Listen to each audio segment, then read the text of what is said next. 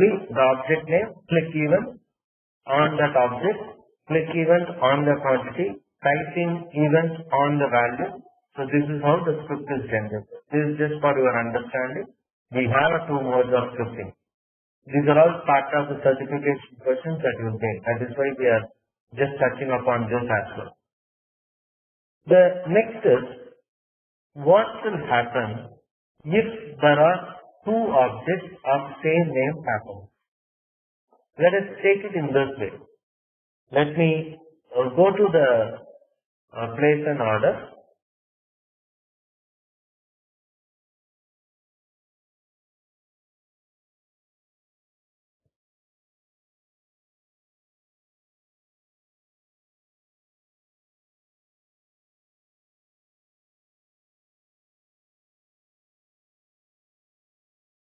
Let me go to this place and order object.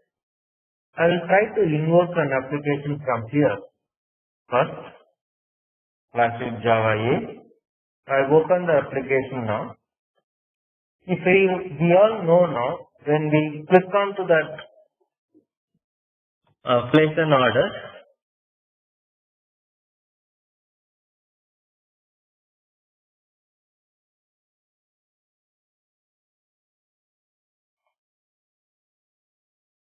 highlight it,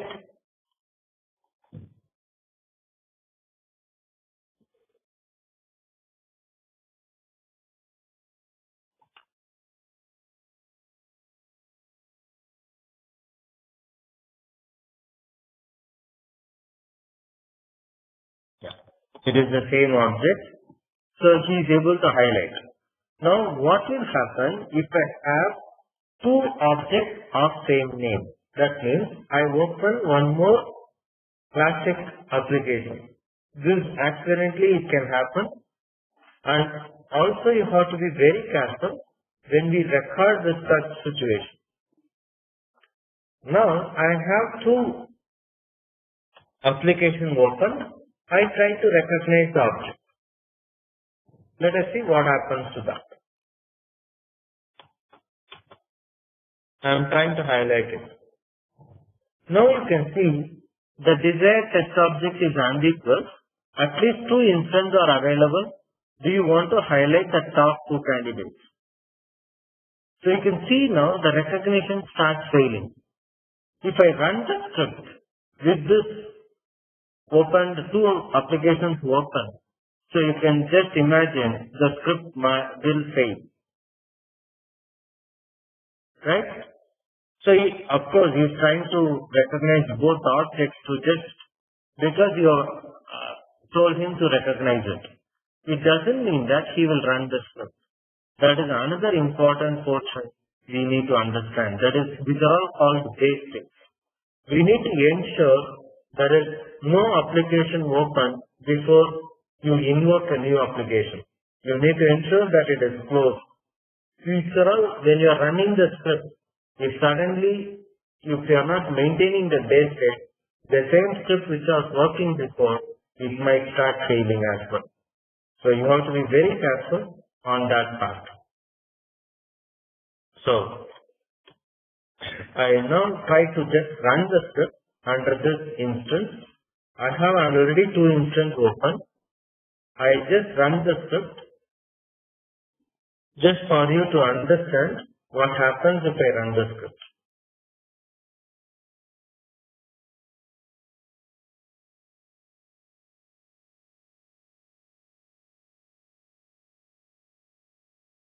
So if you see here, when I try to run,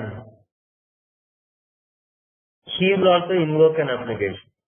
You can see now tree.to, like you have a multiple matches found while looking for a tree with the name tree2. It appears that more than one instance of application is running, containing a window with title null, trying close instances of applications that are not being tested, and click OK to retry. So you can see that he is coming up with possible suggestions, right? And he is failing to recognize objects. These are all called ambiguous recognition. Two objects having the same name. Right? I close it now. Let us now move on to the next important point. That is, we call it as a parametrization. So parametrization, I'll start from the recording part. Let us understand how we get the scripts and how we do the parametrization. Most important concept. So I selected a newer script. I give it as a parametrization as a name.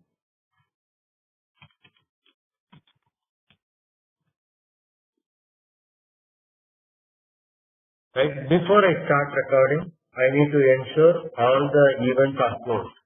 If I want to see how each line is getting recorded, you can see there is a display monitor mode. In that, if I click it, you will see that how recording generates the script. You can see it over here. For beginners, it is very useful. So for time being, I'll close now those already opened application. I'll close it. I want to open it fresh, new instance. I like to open it.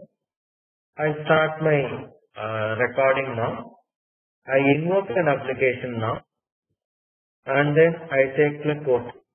So this you can see here as I start recording, you can see now start as classic Java. So this will ensure whether the script is getting added or not. So in what conditions script will not get added? When the add-in is not properly recognized, script will not get added. When you are working with certain compatibility issues, like for example, if I try to record it with the calculator today, and if I try to execute it, first is recording will not happen because it will clearly say what is the error that you see. So we will do it after this recording. We will have a recording on calculator as well to understand the type of failure that you see. So this mode of recording is very useful for you to know how the scripts are getting generated, how your each action is getting performed. So that is possible. I now click on place an order. I choose now full name. I am choosing now different name. This will give you how the combo box is selected. Name combo dot click at text Susan. So that is the name that has been used. I click OK. You can see OK dot click.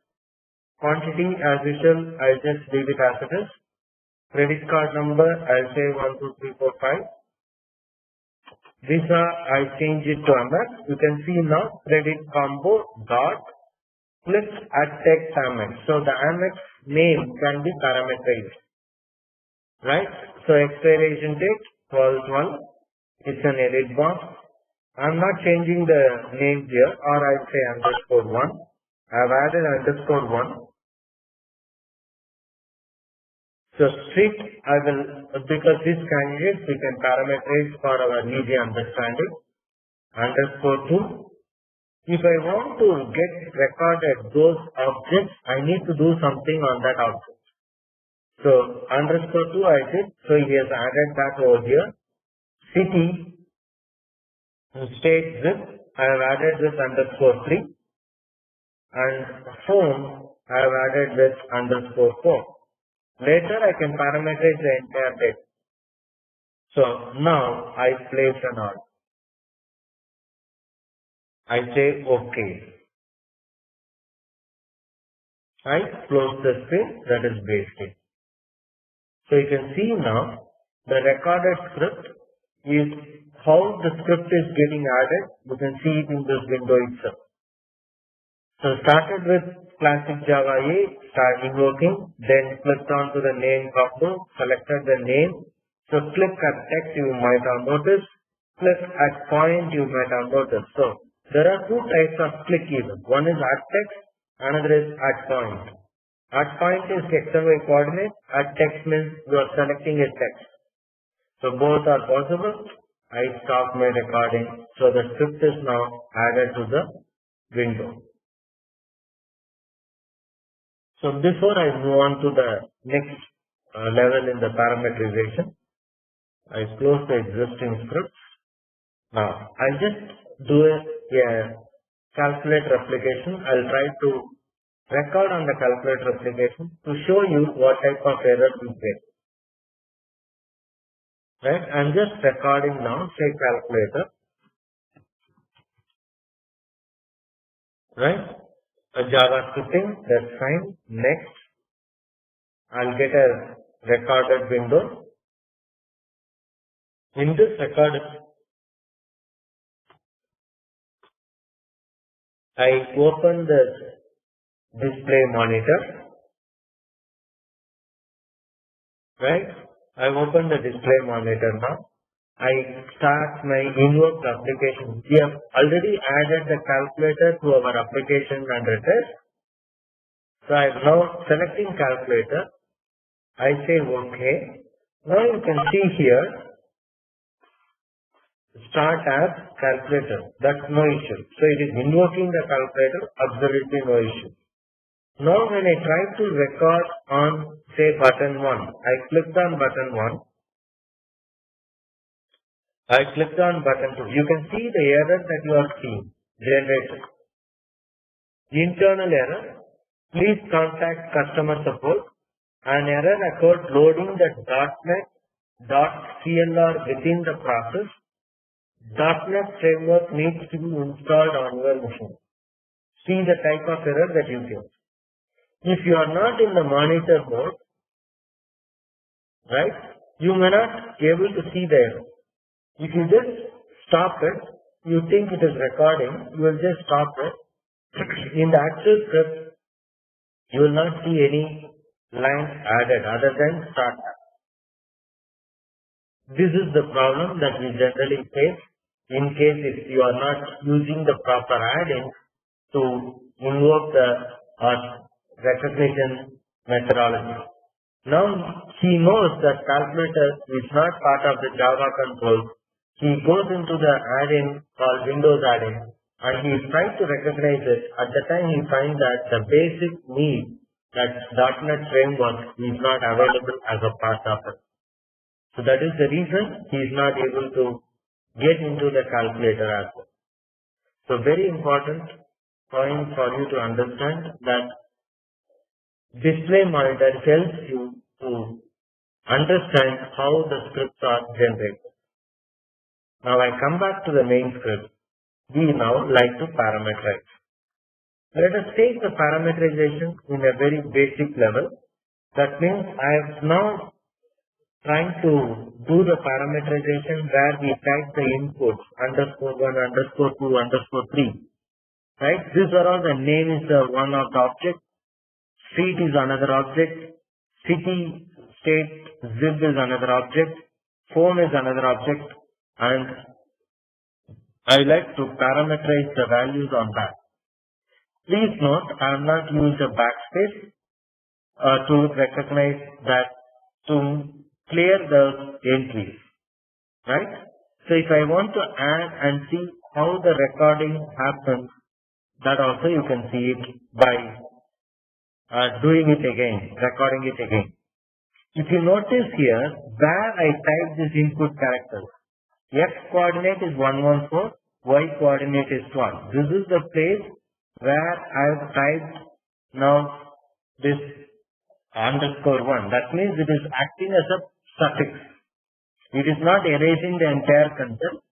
It is acting as a suffix and the value that I am typing it as 114 location. If you see for the next street, it is at 105 location.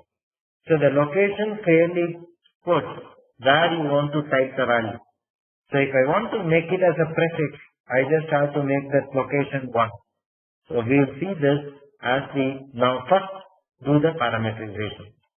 What are all the important points for parameterization? So I'm moving back to the, so here parameterization.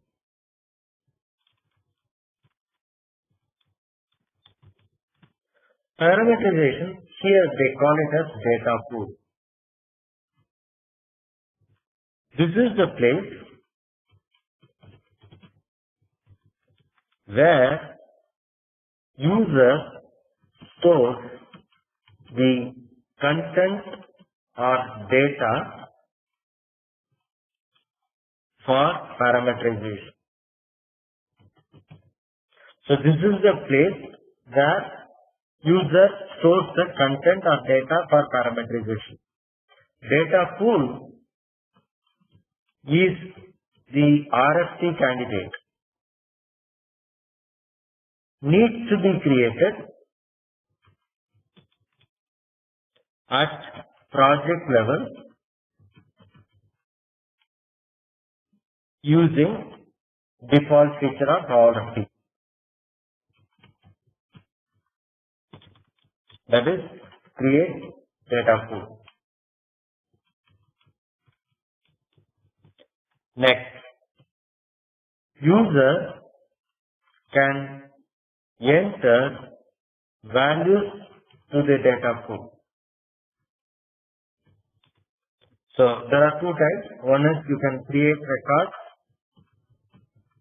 create variables. I can have n number of variables. I can create records for each of the variables. Without variables, I cannot create a record. Right? Once this is done, the next important step is associating the data pool to the script. Because we have created data pool at the project level,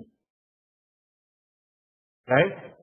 Now, once you create it at the object of project level, we need to associate the data pool to the script, right? Associating the data pool to the script is the most important activity. This is very, very important activity.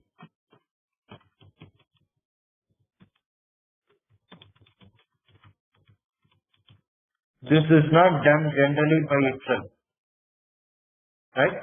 So once you associate it, then parameterize the data to the script object. So this is what the activities involved in the data pool. So there are three steps involved. First is we have to create a data pool. Second, we need to associate the data pool to the script. Data pool is at the project level. So can I have more than one data pool? Answer is yes, you can have more than one data pool within a project. Can I have more than one data pool associated with the script? Answer is no. You cannot have more than one data pool associated with the script. Right? These are all again the questions related to the certification. Second, after associating the script to the data pool, we need to map the candidate, that is the data pool candidate, to the actual data. We have variables in data pool. Each variable is one candidate. Each variable can be assigned to the actual parameterization guide in the script. These are all how parameterization is configured in the RFT. Very important, very simple, very important. Now I come back to the RFT to make you understand the parameterization. First, at the project level, we need to create a data pool. So select the project. I move back to the VM player now. Select the project. Right click. You can see add test data pool. This is nothing but a container which stores all the information or data that you want to pass on. So in my case, before I do that, I need to study the basic things. So what are all the candidates that I want to parameterize? I like to parameterize name candidate, street candidate, city, state, zip candidate. These are all the four candidates I like to pass on. I'm not want to put it on the phone candidate. So I like to put name, street, city, state. This is the candidate that I like to pass my value. So these three are, we call it as a variable. Name is a variable, street is a variable, and city, state, zip is a variable. Now what is the type of variable? Is it a numeric? Is it a string? What is the type of variable? For a simple reason, you can always treat every variable as a string as well. You can do it with a number that is integer or numeric as well. You can create it in the way you want. So first is, I now have to create a data pool, select the project, right click, add test data pool. I'm adding it now, right?